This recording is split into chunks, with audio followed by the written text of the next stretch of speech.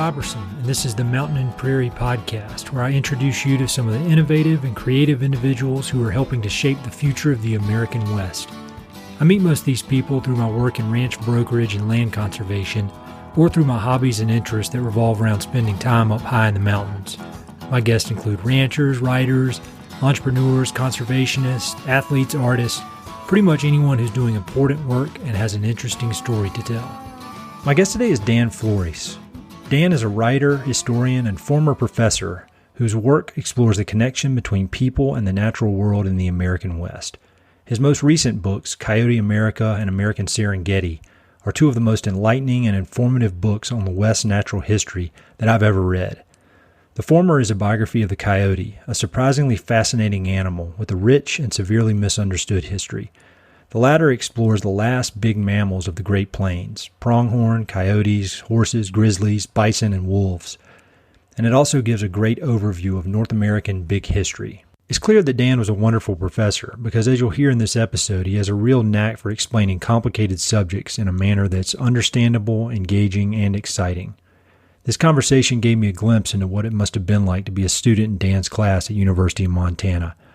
I walked away from the conversation full of new knowledge, but it also whet my appetite to go out and learn much more about the many subjects we covered. I could have asked Dan questions for hours and hours, but in our short time together, we managed to cover a lot.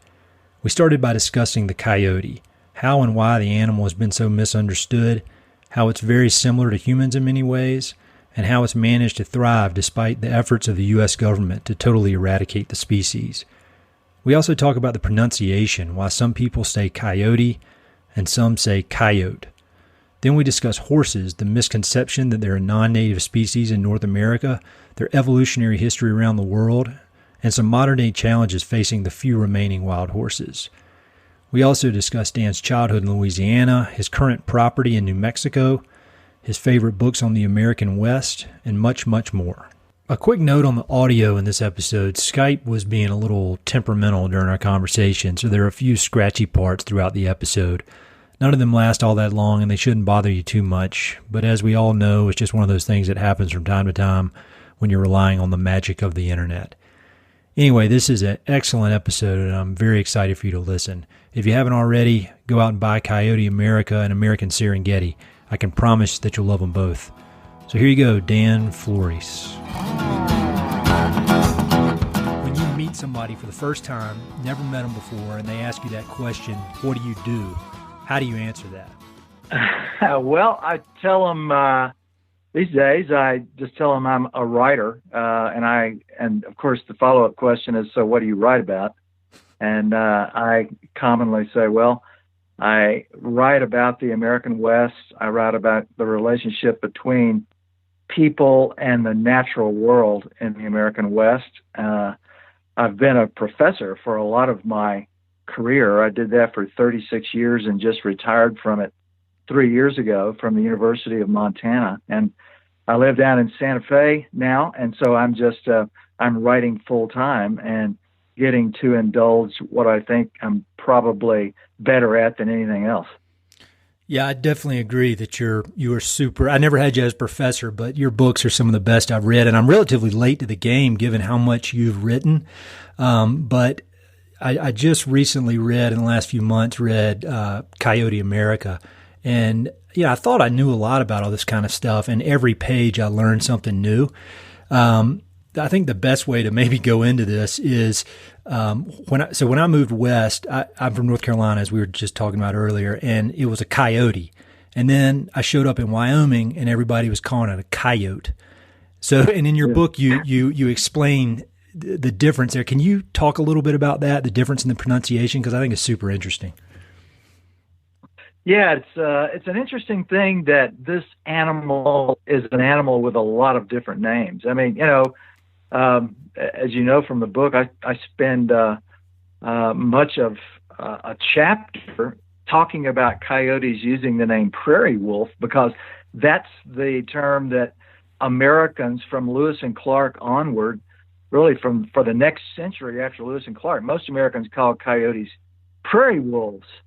But sometime along in the middle of the 19th century, as Americans began to expand into the Southwest, we got to places like New Mexico, to Santa Fe in particular, and there we encountered people who were using this old continental name for the animal, which is coyote, and it's a word that comes out of the Aztec language. Their language is called Nahuatl, and so the word goes back a very long time. The Aztecs had an empire that emerged about 800 to 900 years ago, and the word seems to go back at least that far. I mean, the animals were probably called by other names by other people before that, but the term coyote came to the attention of Americans in about the 1840s and 1850s when they were getting out to the Southwest.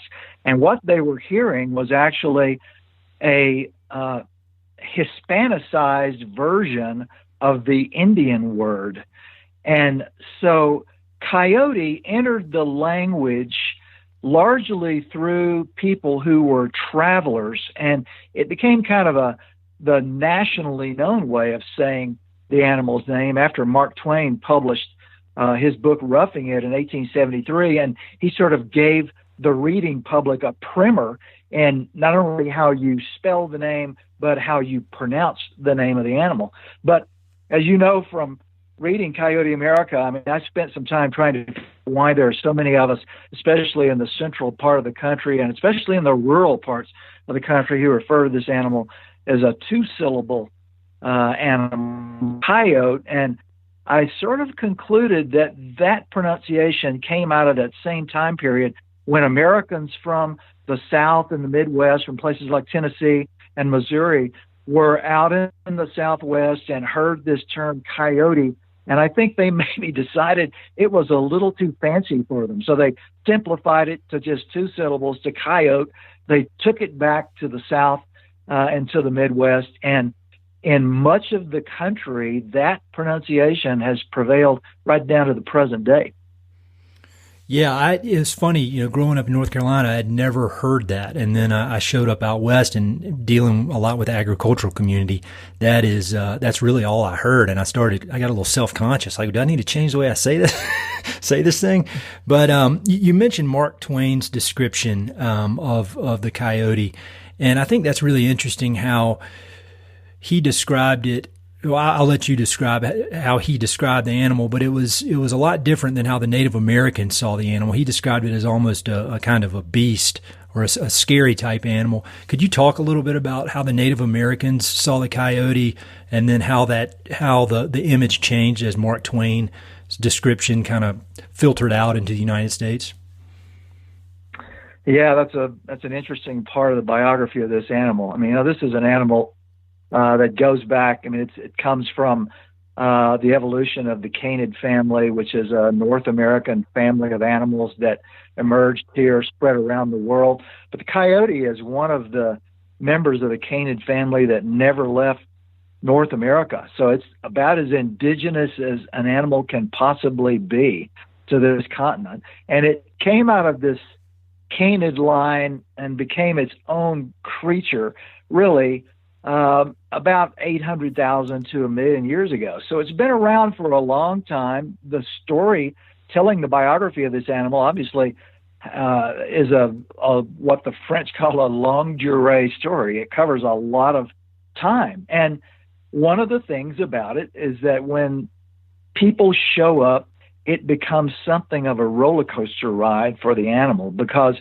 in the first 10 or 15,000 years of coyotes' interactions with the people who became the native tribes of the American West, I mean, they took on the idea that this animal, among all the creatures that they encountered in North America, was probably the closest analog to human beings. The word I use in the book is an avatar, a stand-in for us. And that's why I think they made it into a deity figure. And so we ended up, I mean, one of the reasons we know this, of course, is that the literature from North America, it's an oral tradition literature, of course, a spoken tradition of stories. But the oldest literature from North America are these coyote stories, which may go back as far as 9 or 10,000 years. And almost 30 odd tribes in the American West had coyote stories that we preserved. Anthropologists and ethnographers preserved those stories and set them down, translated into print in the early 20th century.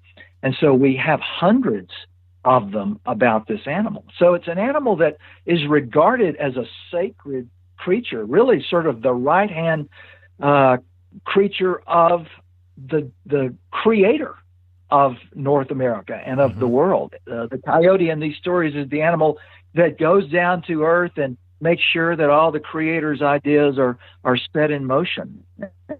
It almost functions. I mean, this is Paleolithic God, so it's long before Jesus, for example, which comes out of Neolithic agricultural traditions. But he almost functions like almost a Jesus figure, really. And so that's the status that the animal has for thousands and thousands and thousands of years. And then, we Europeans come 500 years ago. We're not familiar with coyotes. There are none in the old world. I mean, we're familiar with wolves and bears and all kinds of other creatures, and we have folk stories, and we know what we think about an animal like a wolf. But the coyotes are so new that nobody really knows exactly what to think about them. And so to get to the question you asked, it's obviously taken me a while to get there. But for most of the 19th century, the accounts that I uncovered about Americans' reactions to the animal were pretty value-free up until about the 1870s. And then Mark Twain sets in motion really a whole new way of thinking about coyotes with his book, Roughing It. As I mentioned, it came out in 1873. And we don't really know exactly what to think about coyotes up to this point, at least looking at the literature from the 20s, the 1830s, the 1850s. There's no kind of negative connotation. And suddenly Mark Twain describes these animals that he encounters in Nevada and near the old immigrant trails across the West. And he sort of characterizes coyotes as this despicable, cowardly little junior wolf. Mark Twain, he gets warmed up. He goes on for 3 or 4 pages in this. And he basically conveys to the American reading public that this is an animal that's just basically breathing up good air. I mean, it's a carrion eater. It's sort of a mammal version of a vulture.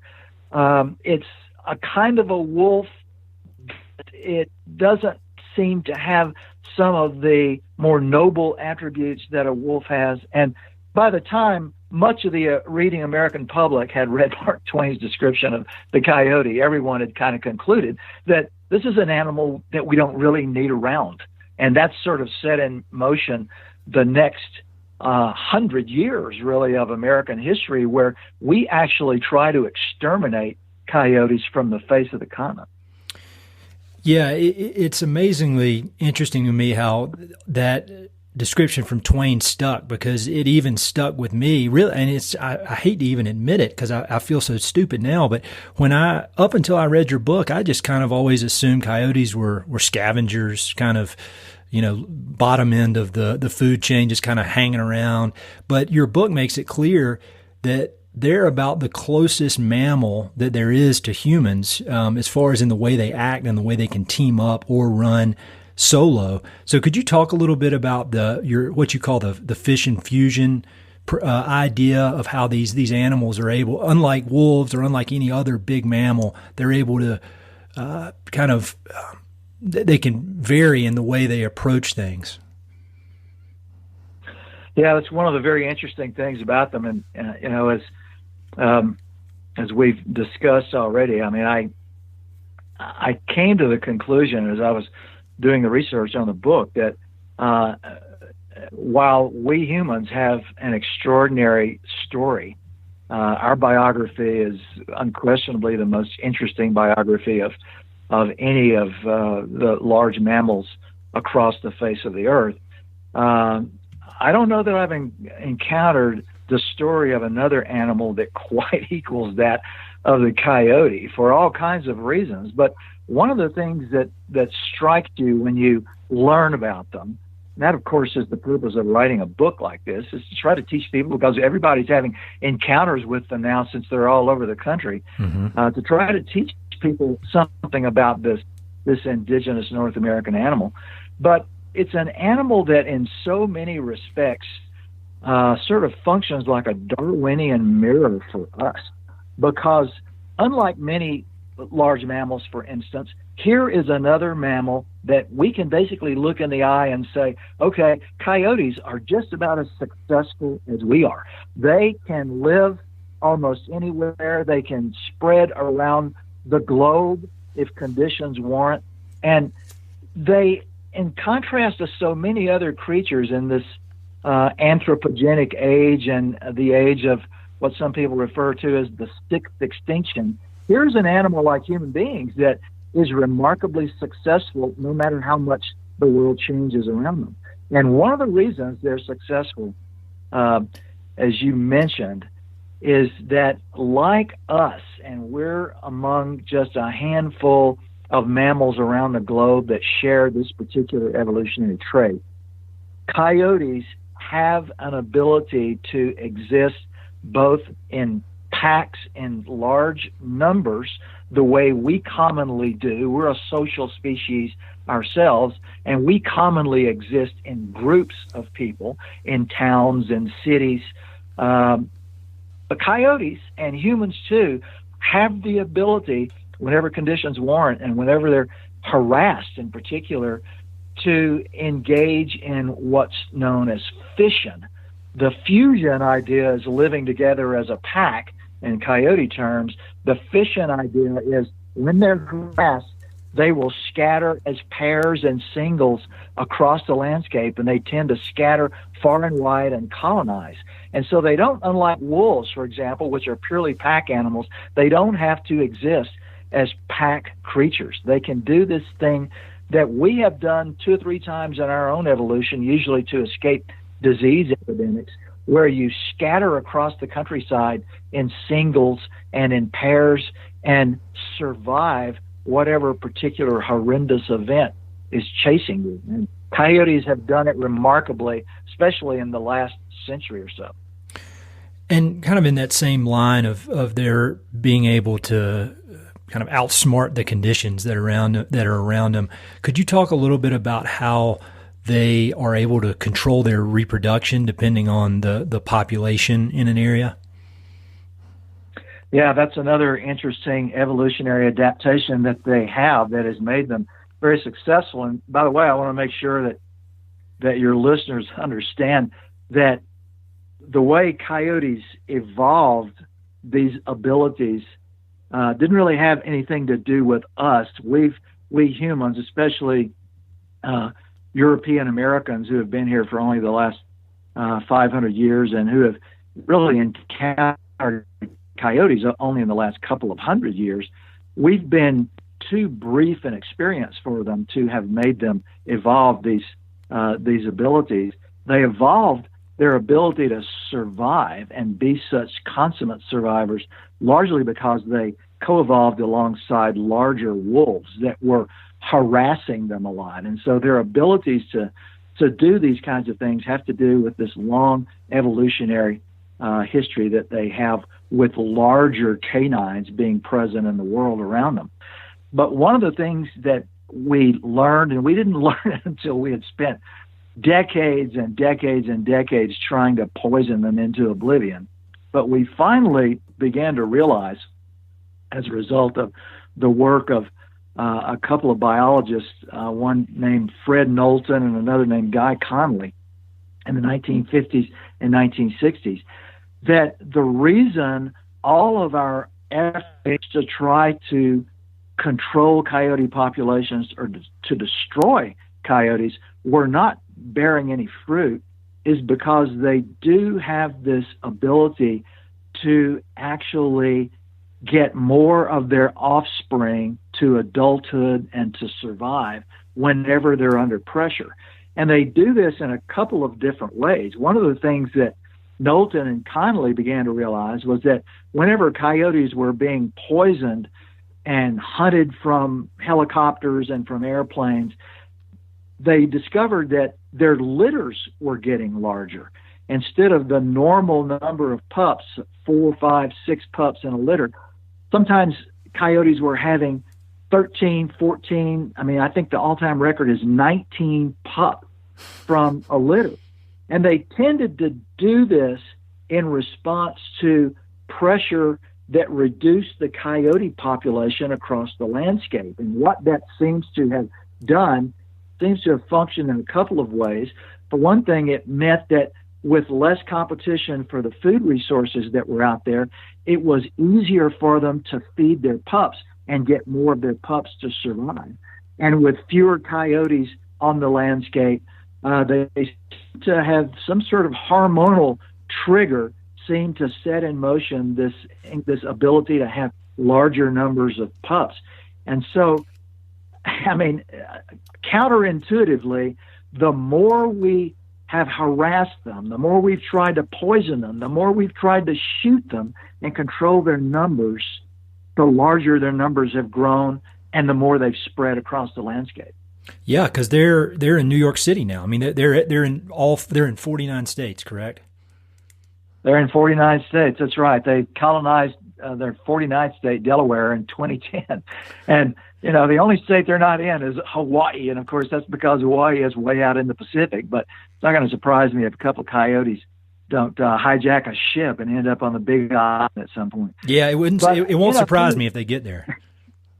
No, they're so intelligent, so very, very smart and quick on the uptake that, even the people in the federal government who are charged with the responsibility of killing them for the sake of the livestock industry have a saying, a coyote will surprise you every time, they say.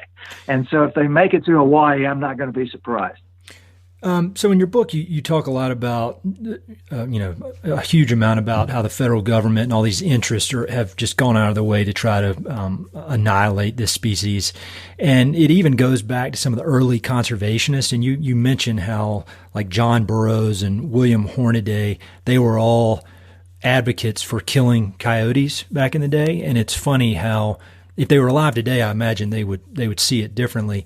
But that made me think about kind of a different subject question. But, Teddy Roosevelt back in the day, he was a big advocate for dams, and now people have kind of come around thinking dams aren't the best idea. And so I'm wondering, just in your experience studying this world and living in it, do you have any thoughts on things that we're doing now as a society or as a country that we think are good for the environment, but one day we're going to look back, 70, 80 years from now, we're going to look back and say, what the hell were we doing? That was the dumbest idea ever.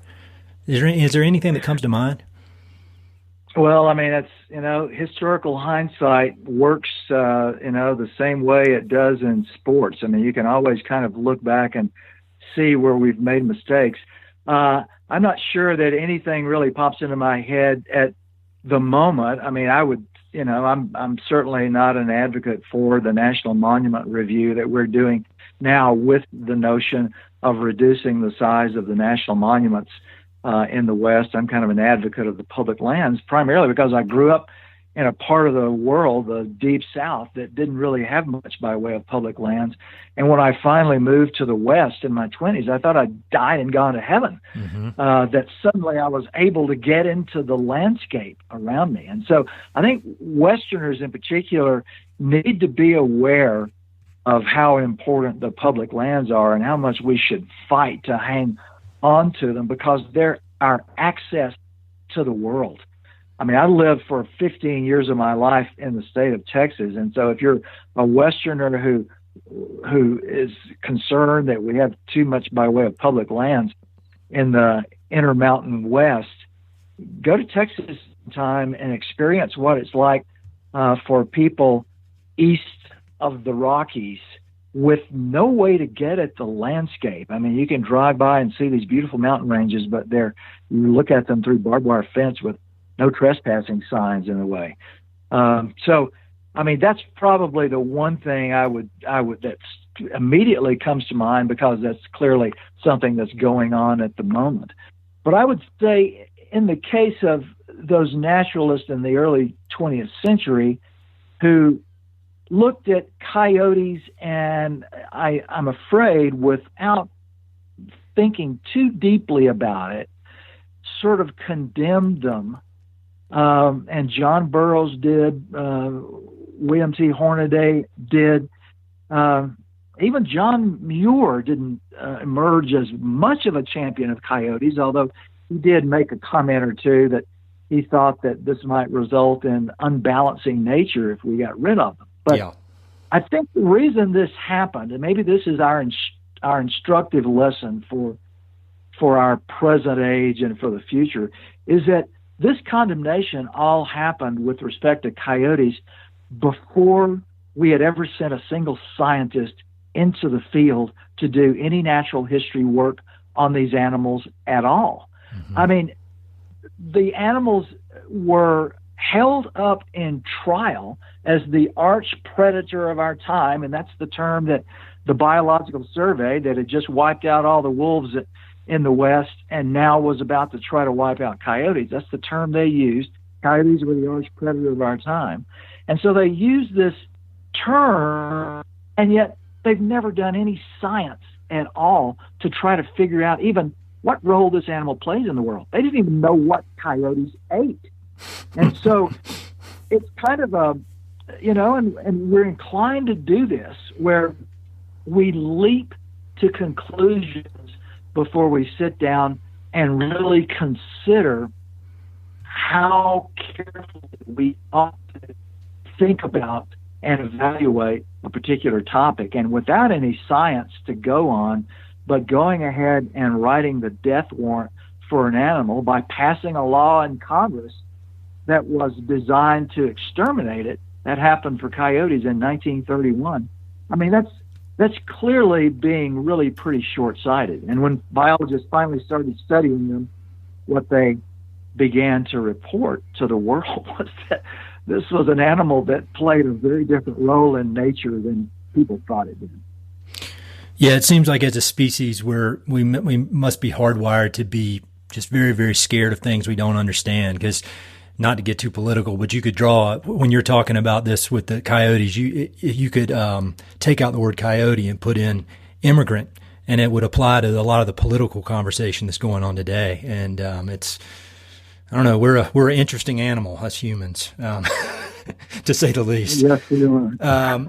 We are indeed. So, in your other book that I just absolutely loved and educated me so much, American Serengeti, I could ask you questions about that for 10 hours or more, but I wanted to zone in on the horses, the horses chapter, because that was one of the most surprising to me. Because living out here for as long as I have and being interested in all this kind of stuff, I had always assumed or thought I knew that horses were non-native species. And then reading your book, and then I listened to your podcast with Stephen Ranella, which was just excellent, and was educated very quickly that horses are one of the 3 original big mammals that is actually from North America. Can you talk a little bit about that misconception and about the history of the horse? Well, I think it's an easy misconception to understand because for most people, the horse is a domesticated animal. It's an animal like cattle or sheep or goats. It's simply another domesticated creature that Europeans brought to North America when we came over here several centuries ago. And so without really paying any attention to the evolutionary story, I mean, your assumption is going to be, okay, the horse is a domesticated animal.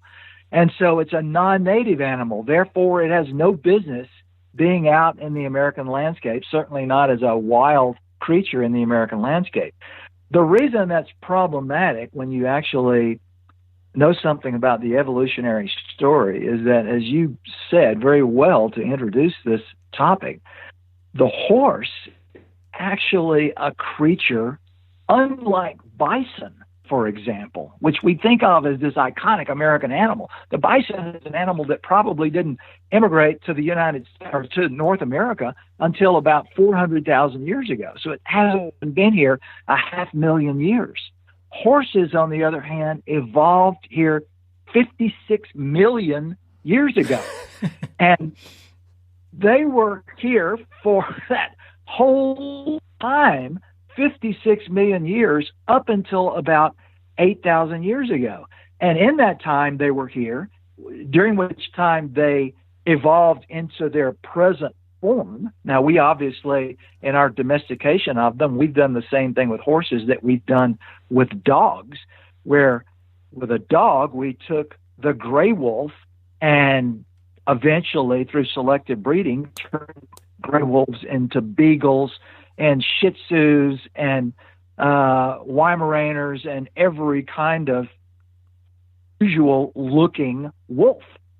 And we've done the same thing with horses. I mean, we've created heavy horses, Clydesdales. We've created ponies. We've created all sorts of different-looking animals. But the classic equus was here on the North American continent 10,000 years ago.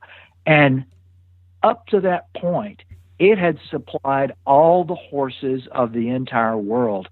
The horses that became the zebras and quaggas of Africa came from North American roots, from animals that migrated across the land bridges out of North America into Asia and ultimately into Africa, where they became zebras.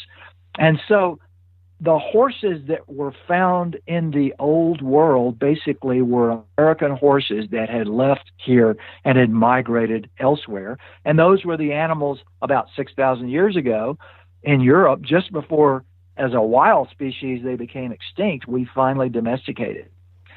But in North America, something really interesting happened. And this is, of course, one of the explanations why a lot of people struggle with understanding the horse as an indigenous animal. About 8,000 years ago, at the tail end of the Pleistocene extinctions, which took away so many big animals, so many of our African-like creatures from North America, horses became extinct in the continent of their evolution while surviving in Asia, in Europe, and in Africa.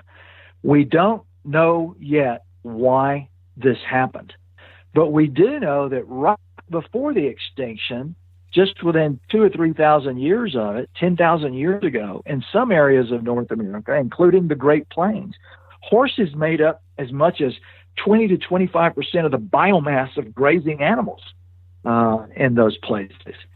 And then within a couple of thousand years, suddenly they're all gone. But the fact that they had evolved into their present form before they became extinct meant that when we Europeans brought them back here, the setting that had created them was just sitting there waiting. All the grasses that they had evolved to eat, the landscapes they had evolved to run across with those hard hooves, that was all sitting waiting for them. And so, I mean, one of the stories I tell in that chapter in American Serengeti about horses is that as soon as we have them in the American West again, especially on the edges of the Great Plains, which is where horses had evolved, and they began to get loose from human control, they went wild on the American Great Plains, and within about 250 years, there were more than 2 million of them running wild across the Great Plains. So they were sort of reassuming their old position as one of the primary grazing ungulates, along with bison, on the Great Plains of the West 200 years ago. So the federal government still refers to horses as non-native. Why is that? I mean, that's pretty simple and maybe a dumb question, but it seems like it'd be very easy just to refer to it correctly. Is it just because it's easier for the general public to get their head around? I don't understand why they wouldn't refer to them as native. Well, horses, of course, are a political issue these days, especially in the Great Basin, which is where most of the wild horses are. That's sort of the landscape the BLM lands of the Great Basin, is where we kind of left horses alone. And certainly there are plenty of ranch horses that people turned out. And so that provides evidence for some people to say, well, these animals are nothing more than creatures that we just turn loose from ranches and let go. And I think the reason probably that the biologists I've talked to still are inclined to refer to horses as non-native animals is because of the gap in time, that 8,000 year gap or 7,500 year gap between 8,000 years ago when they became extinct here and 500 years ago when we returned them.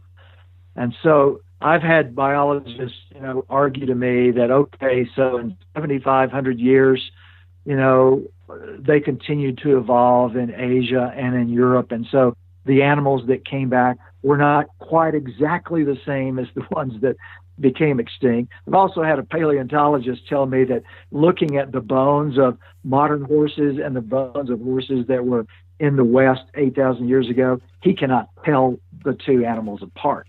But I think it's been a kind of a political decision in a lot of ways, because it allows horses to be managed in a way that doesn't claim that they're native wildlife, that they're like elk or bighorn sheep or mule deer. And that allows us to intervene a lot more in what goes on with horses. And I also hasten to say that the story that I tell in American Serengeti, which is a book about the American Great Plains, it's the country from the Rockies eastward, that happened to be the landscape, grassy savanna country out east of the Rockies is where horses evolved in North America. And my story about them then is that part of the West and not the Great Basin deserts, which is where the BLM is involved with such controversy over what to do with horses there.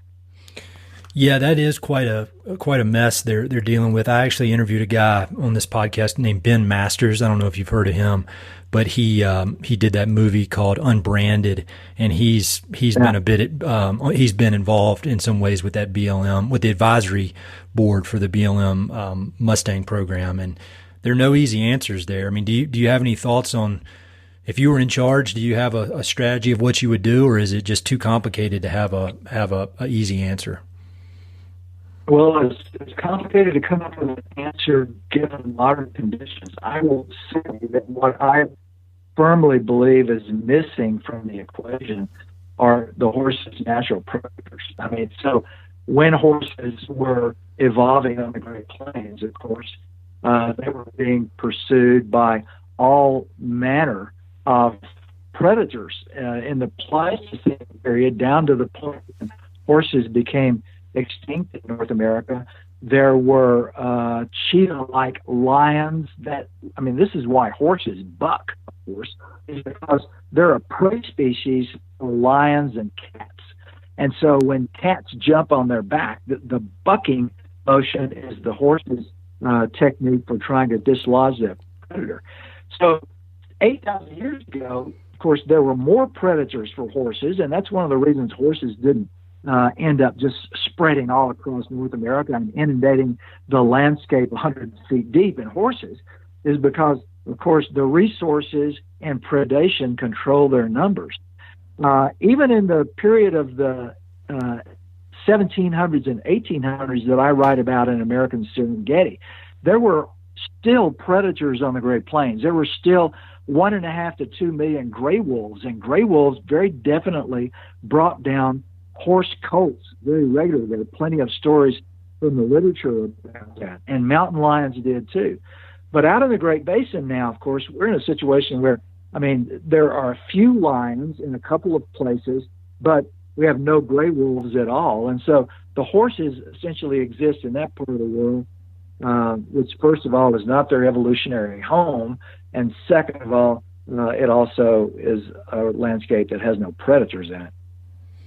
Yeah, that makes perfect sense. It is quite a problem. It's going to be interesting to see how they deal with it. But there are a lot of passionate voices on both sides, so we will see what happened. You mentioned you just seem like such an interesting guy yourself, and when we were initially emailing, we had to delay this because you were going on a rafting trip down Cataract Canyon, which sounded awesome. And so I wanted to learn a little bit more about you. And I know you mentioned growing up in Louisiana, and we both got these great Southern accents. But what led you to the career that you have? Were there any experiences as a kid? Was that in the outdoors that led you to this career? Well, I think two things probably happened to me.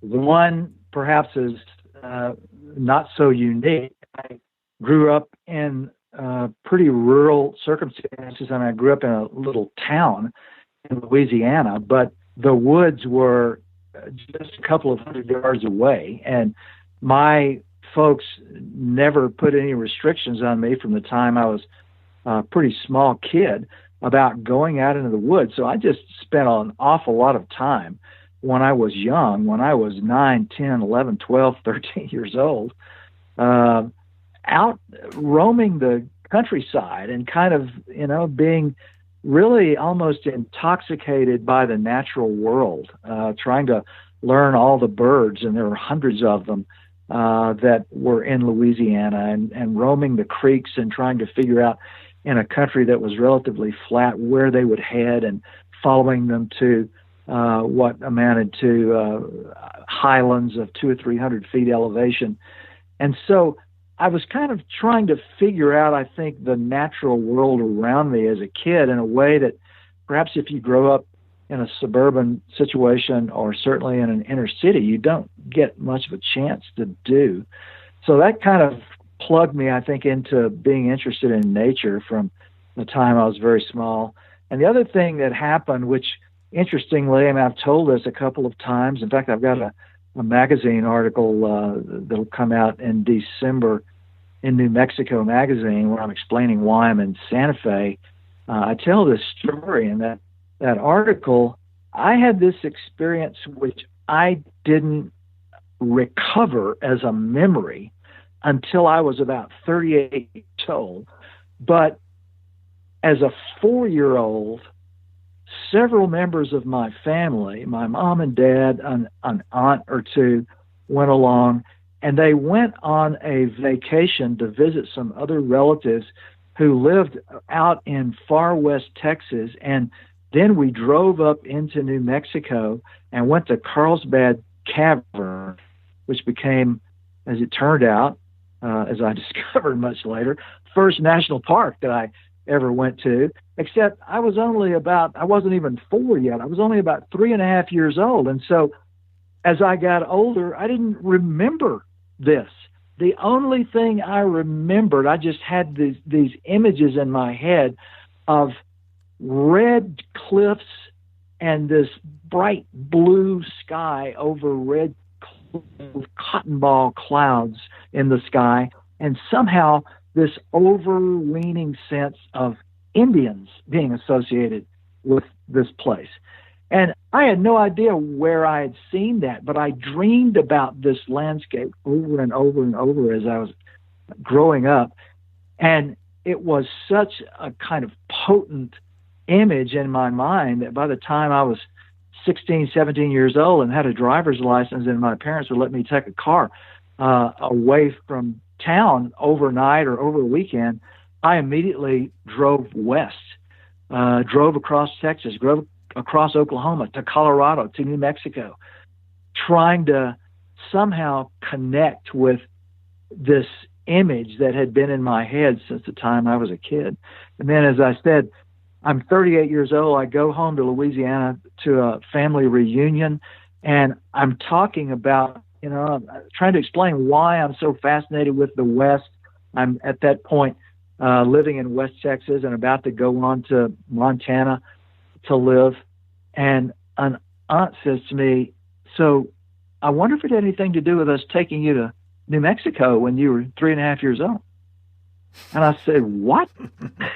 What are you talking about? She said, so you don't remember when you were 3 or 4 months from turning 4, we took you along with us when we went out to West Texas and New Mexico. And suddenly it all kind of came together. This is where my fascination with the West had come from. That's really cool. At the beginning of American Serengeti, I remember you wrote that you were passionately in love with deserts, and that's why you have settled down there. Is it because? Do you think it's because of that early experience? I think it very well may be. Plus the fact that deserts are the base reversal of the bayous and swamps of Louisiana. I think I was kind of in a way looking for, the opposite in the world. Yeah. And something like that. That is, well, yeah, that's about as opposite as you can get. I spent some time down on the Louisiana coast near Hackberry. You ever heard of that? Yes, I have heard of Hackberry. Yeah, man. I was down there for about 3 weeks, and that was some of the most memorable 3 weeks of my entire life for a lot of reasons. If I ever write a book, that's what I'm going to write it about. Well, I mean, Louisiana is a fascinating place in all kinds of ways. And my parents just passed away here in the last, in fact, my dad passed away last summer. He was 3 weeks shy of 100 years old. Wow. And my mom passed away a couple of years before.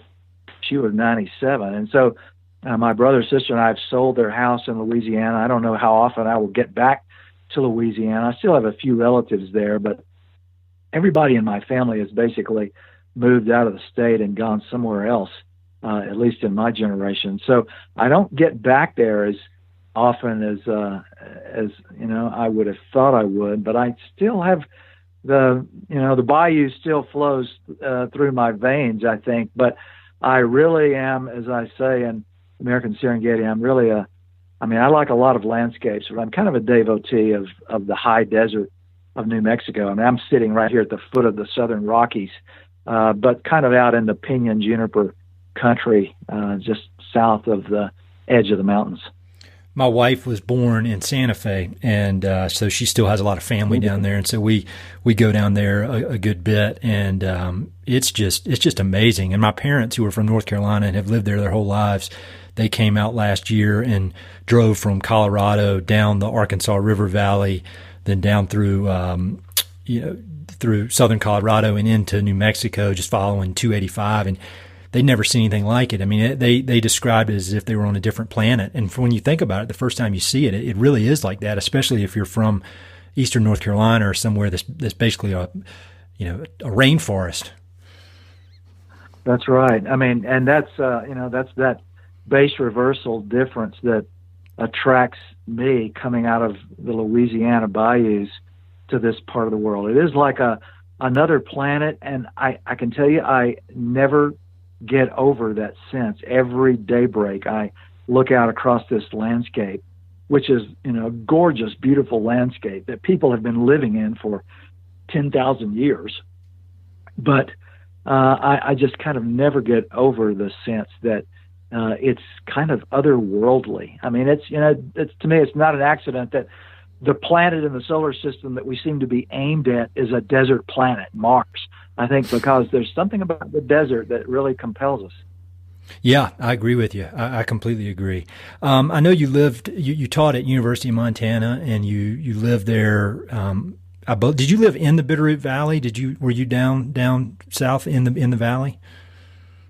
Yeah, that's right. I mean, everywhere I've been in my adult life, and I've been able to, I've always lived out of town. I like having a place maybe 15 miles or so away from the city. I mean, I like cities. I just like going to cities and doing my thing in a city and then returning to the countryside. Yeah, and, that makes sense. Yeah, it's an old maxim of Henry David Thoreau's. He once said, the primary dilemma in someone's life is deciding whether you want to rest your foot in civilization or in nature. And what his recommendation was try to rest one foot in nature and one foot in civilization. And living like this kind of enables me to do it. And so when I was in Montana, in West Texas, when I was there, I taught at Texas Tech for 14 years, and so I lived in a canyon outside town, about 15 miles from town, built a house there.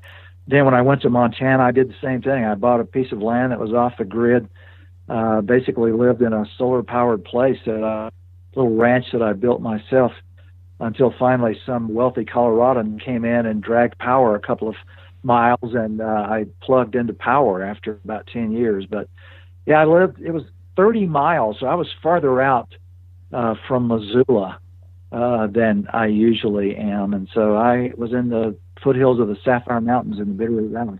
That is a absolutely beautiful place, and it's a real interesting place. I'm sure you've read Jared Diamond's Collapse, and he has that chapter devoted to the Bitterroot Valley. Yes, he has. And so, you were there, I guess, from the 80s. You were there pretty much 20 years, mid-'80s to the 2014, I guess. And that during that time, A River Runs Through It came out, and Legends of the Fall. People started wanting to fly fish and own ranches. How did you see that area change in your time there? Because I know they were pretty loose with their zoning laws and that kind of thing, and so there was, at least for a while, it was development run amok in some corners of that valley. What were your thoughts on that, kind of watching it as it happened? Well, when I got to Montana, and it actually wasn't until 1992 that I went there, and A River Runs Through It came out the next year, and Legends of the Fall about 3 years after that. And so Montana was very definitely in the news as this sort of, as we referred to it in those days, the last best place. I can tell you one thing I remember very vividly. Somewhere I think I still have maybe a digital photograph of this. Time Magazine, about the time that I moved to Time Magazine, did a map of all the Hollywood movie star ranches that were in western Montana. And of course, they were all over the area around Livingston, the Paradise, and around Bozeman and the Gallatin Valley. And as well, the other major area where people concentrated was around Missoula, in the 9 Mile Valley and in the Bitterroot Valley. And so it was like a world being discovered. But part of the discovery also meant, as you pointed out, that suddenly people were buying land and offering large sums of money for land right and left.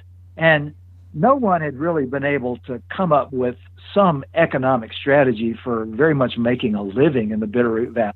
They had tried back in the 1920s, and it was really too cold for apple orchards.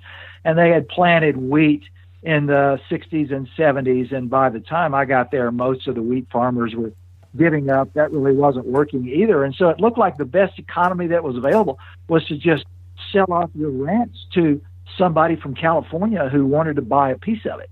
And for a while, that kind of became the economy of the Bitterroot Valley. And one of the things that made it dicey is that the Bitterroot, in contrast to Missoula, which was always referred to as the Valley of the Liberals. Missoula is a very liberal town, sort of like a Montana version of Boulder. Yeah. But right next door is the Bitterroot Valley, which is an extremely conservative place, and so they would not impose any kind of zoning restrictions on this kind of development at all. And so all through the 90s, really up until the recession of 2008, what we got to watch happen in the Bitterroot were just places sprouting like mushrooms out of the ground, and all sorts of new subdivisions planned. When I left in 2014, there was a subdivision planned for down in the valley below me, about 5 miles away, that was going to be larger than any of the nearby 3 towns in the Bitterroot Valley. Wow. So now what I've learned since then is that subdivision finally collapsed. But there were just no restrictions on anything. It was hell-bent leather, classic Old West kind of growth. And when you're in a county that doesn't have any zoning restrictions, that's basically what you get. When I was preparing to talk to you, I came across an article you wrote, and it was from a while back, called "In Defense of the Ranchette." And I thought that was a great article, and I would not have expected that. Just reading the title, I would not have expected you to write that. And then when I read it, it made perfect sense. Do you even remember, right? You've written so much stuff, you may not even remember writing it, but if so, could you just kind of summarize your thoughts from that article? Because I thought it was really interesting. Yeah, I do. And I'll tell you, one of the reasons I remember it is because a lot of people out there in the world remember it. Yeah. And, I have people ask me about and still mention that article. I mean, and it's 20 years ago that I wrote that. Yeah. But, I think what I was trying to say, I was trying to point out, because at the time, the ranchette was being held up by the environmental community as sort of, the snidely whiplash of the moment. This was the villainous sort of project that was destroying the West and converting the West into urban sprawl, and the urban wildlands interface was one of the terms that was being tossed around a lot. And what are we going to do with all these people when fires threaten them and bears eat them and wolves haul off their grandkids and all this? And so what I was sort of trying to convey, I was trying to impose, which I guess I've done a few times. I mean, I'm a committed environmentalist, but I've always wanted environmentalists to argue things from the basis of good, solid information, and especially good, solid science. And so I was trying to point out things like, okay, first of all, it's not somebody living on a ranchette that is destroying places like the Bitterroot Valley. The fact is, the previous inhabitants of the prior 50 to 75 years had pretty much already done that. They had killed off all the grizzly bears. They had killed off all the wolves. They had driven the bison out of the Bitterroot Valley, and they had introduced spotted knapweed in the hay they were feeding their livestock, which had basically spread over the entire valley and taken over all the grasslands with this exotic non-native weed. Mm-hmm. And so it wasn't ranchettes that did that. This had already happened. And what I was trying to point out with that piece is that most of the folks who lived on ranchettes, this was a modern phenomenon where you weren't being compelled to try to make a living on a piece of ground. And therefore, you could actually do what I was doing, which was trying to restore that 25 acres that I had to its original condition before it had been mined, it had been logged, it had been overgrazed, spotted knapweed had spread across it, and people had introduced exotic grass to it. And so I was trying, as a ranchette owner, to reverse all those trends out of the prior 75 years of history and try to bring the piece of ground I was on back to some facsimile of its original condition. And I think I ended it by talking about having elk herds beginning to appear on my place because there were viable grasslands there. Yeah, that was a great piece. I really enjoyed that. I kind of pointed out that I just wanted to make sure that the environmentalists knew this. The heroes of the environmental movement, the Aldo Leopolds, for example, lived on ranchettes. Aldo Leopold wrote a Sand County almanac on his little ranchette up in Wisconsin.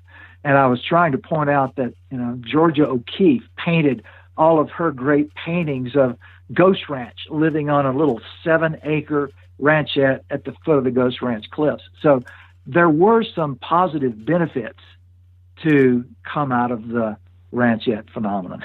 Yeah, definitely. And I liked how you talked about when you zoom out and look at it, the valley at a big picture level, by any metric, the number of elk, number of bears, the place was in a lot better shape when you lived there than it was, say 70, 80 years ago when it was just mostly, large unbroken ranches. And I think a lot of that's probably because of the influx of people who were not from there, but moved there because they loved it and they wanted to take care of it. Whereas some of the people who, were from there, they obviously loved it, but they may have taken it for granted in some ways that outsiders, did not, if that makes any sense. Yeah. Well, yeah, I think, they were constrained in a lot of ways because they were trying to make a living off that land they owned. And when you have to make a living off of it, then you push it.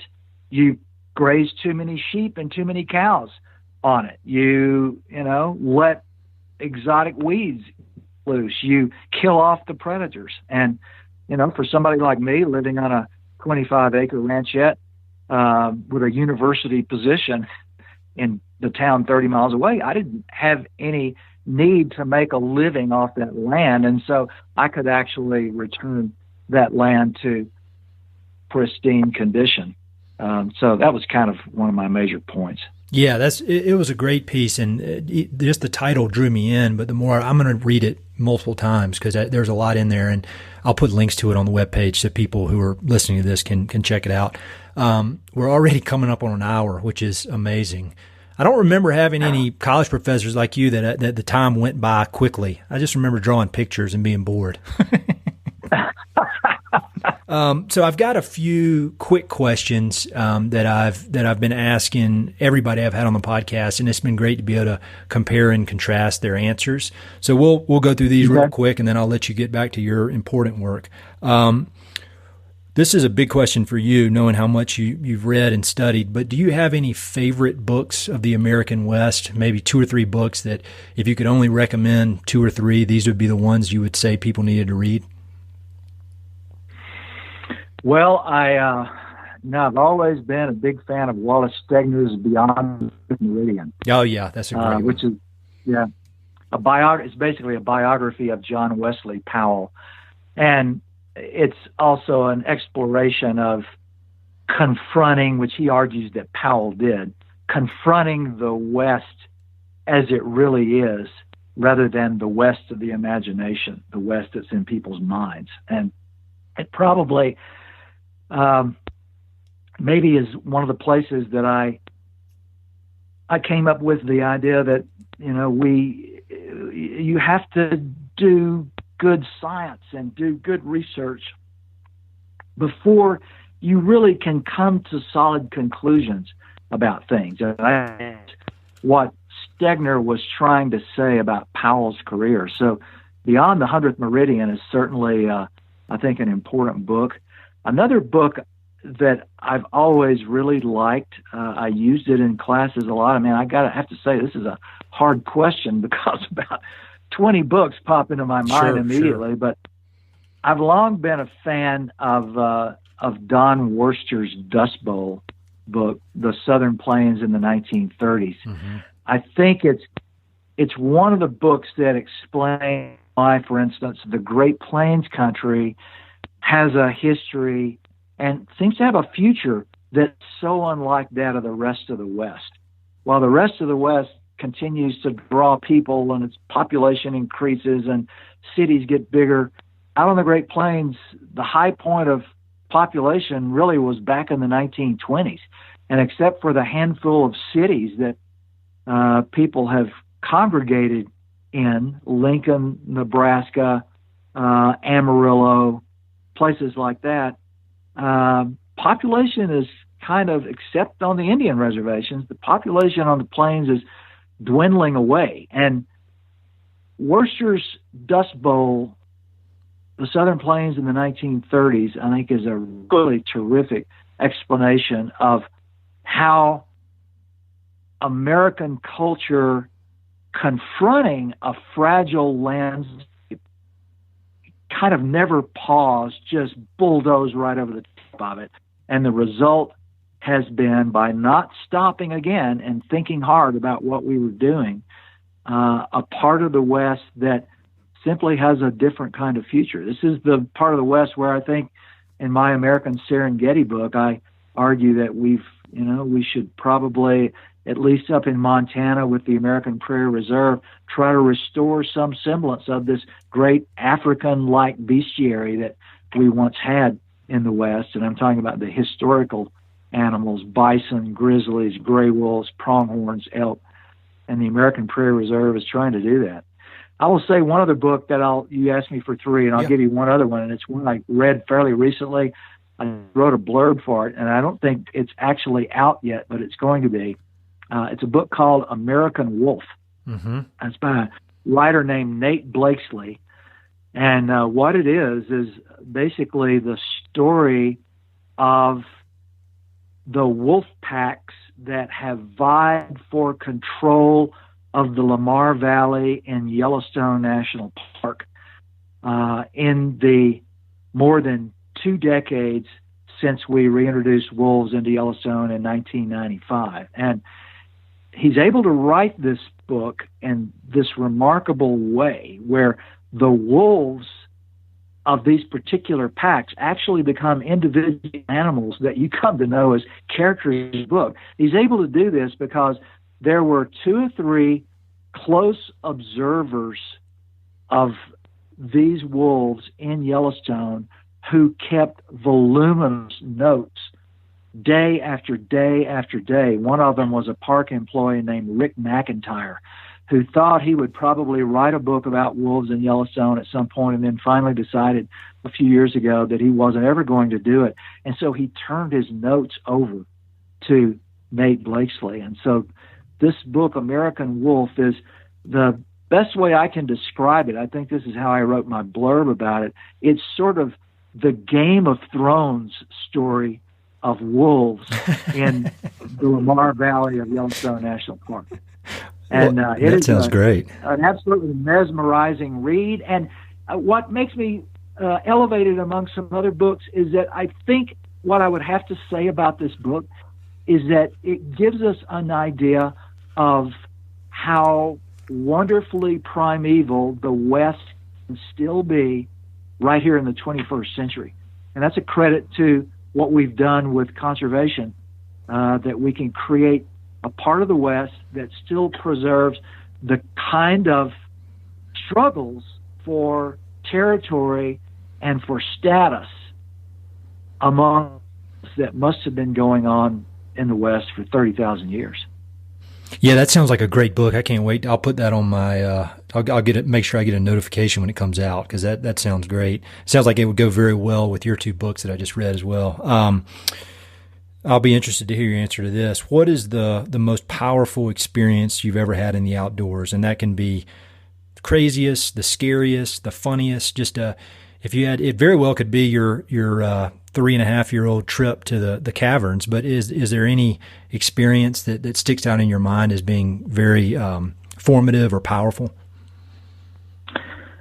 Well, I've had some where I came close to dying.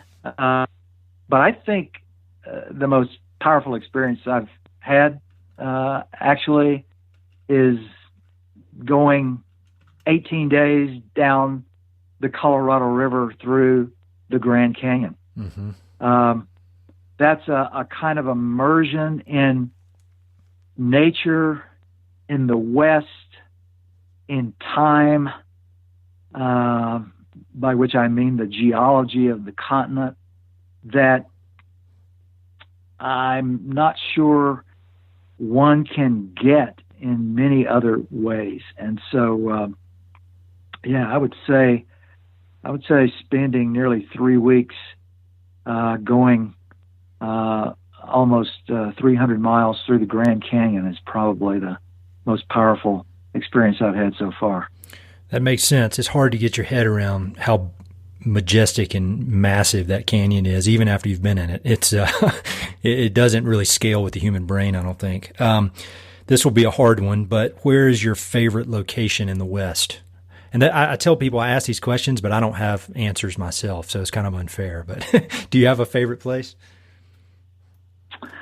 Yeah, I think my favorite place is right where I live. I thought you would say that. I spent, having done this twice before, this meaning looked for land outside an interesting city and found a very intriguing piece of land. And I did it twice before. I did it in West Texas. I did it in Montana.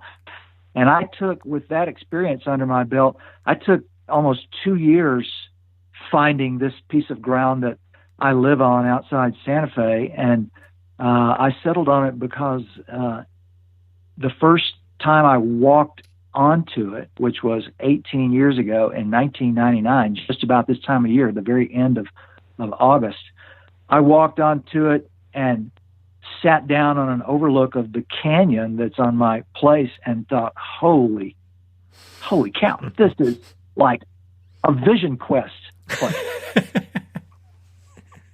And so I ended up buying it. So I actually think, and that's an unusual response to your question, I know, but I actually think the piece of ground I occupy and from which I watch the world go by is my favorite place in the West. I think that's great. I mean, that's the goal, I think. I mean, I think that's a perfect answer. Not many people can say that. So next to the last question, if you could make a request of the people that listen to this podcast, and it's people who love the American West in one way or the other, and they show that love through their work in conservation, or some of them are athletes, some of them are artists, some of them are ranchers, just people that have an appreciation for the West. Some of them who live on the East Coast and are not out here, but wish they were. Do you have any requests or words of wisdom that you would offer the people listening to this? Well, I would say that, Wallace Stegner always said the West is the geography of hope. To me, it's kind of it's the soul of the American experience.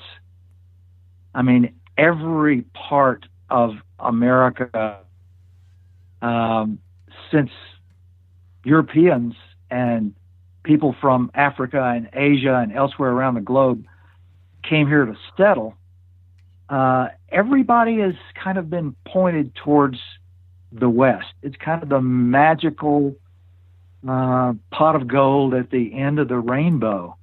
And it still feels like that to me. I've always thought that, what we did in the 19th century with the creation of the first national parks, those were originally in the West, appropriately enough, because they were based on the public lands. That was the 19th century's great contribution to American culture. In the words of, the recent film, one of America's greatest ideas was the national parks, and they were focused on the American West. In the 20th century, what we contributed was the Wilderness Act of 1964 and the Endangered Species Act of 1973. And those weren't specific to the West, but most of the great battles that have been fought over wilderness and the role of wilderness in shaping the American character, and many of the battles fought over endangered species, like the wolf, for instance, have been fought largely in the West.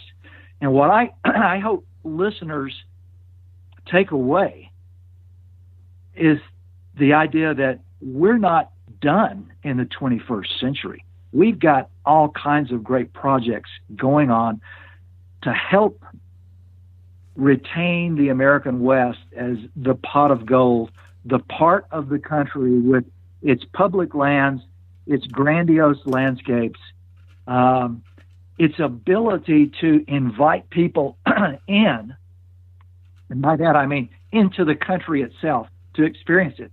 We're not done. And to me, one of the great conservation projects that's available in the West right now is the American Prairie Reserve Project up in Montana, where we're trying to recreate the grand American Serengeti that once was one of the great marvels of the world and that we completely destroyed by about 100 years ago. And if we can do this in an area twice the size of Yellowstone Park out on the Great Plains of Montana and have wild horses and grizzlies and gray wolves and bison and pronghorns and elk and all the great animals of the last 10,000 years of Great Plains history roaming there, then I think we're going to accomplish something that is going to be pretty significantly close to the Endangered Species Act, the Wilderness Act, the National Parks idea. And it's not just happening in Montana either.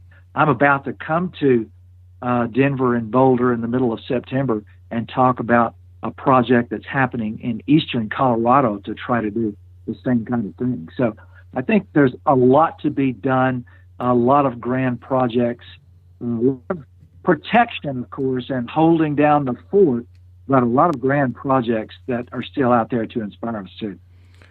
Well, that's a great way to end it. Thank you so much. How can people find out more about you and your writing? I'll put links to your books.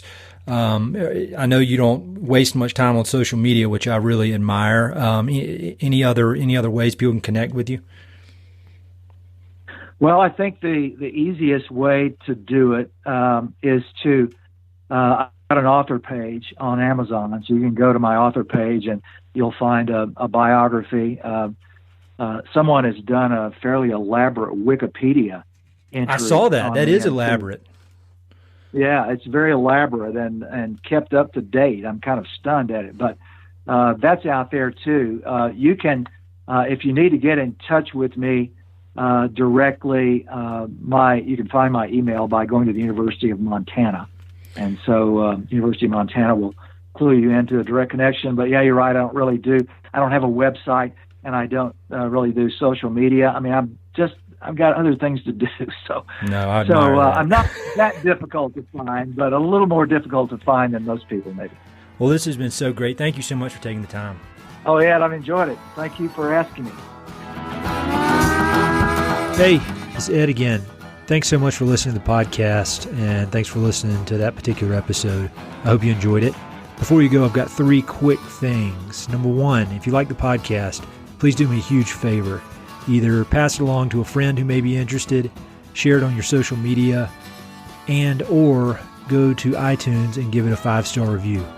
All those things would mean a lot to me, and they would really help to spread the word about the podcast. Number 2, if you've listened to many of these episodes, you know that I love reading and I love talking about books. Every other month, I send out a quick email with a few books that I've recently read and highly recommend. The subjects are varied, but they're pretty much all nonfiction with an emphasis on history, biographies, adventure narratives, and topics related to the American West. There are no sales pitches for ranches, no spam, no other kind of nonsense, just books. So if you'd like to sign up for the list, head to Mountain and Prairie/reading, or just go to Mountain and Prairie and there's a massive tab at the top that says book recommendations. Click on it. There are a ton of good books that I've read. Some of the old email lists are on there. You can go crazy. There are a lot of books. And finally, if you know anyone I should interview for the podcast, please don't hesitate to reach out and let me know. All my contact info is at mountainandprairie.com, and I'm on all the social media stuff, Facebook, Twitter, Instagram, blah, blah, blah. So feel free to reach out. I'd love to have some recommendations and suggestions of interesting people I should meet. All right, that's it. Thanks for listening. Talk to you soon.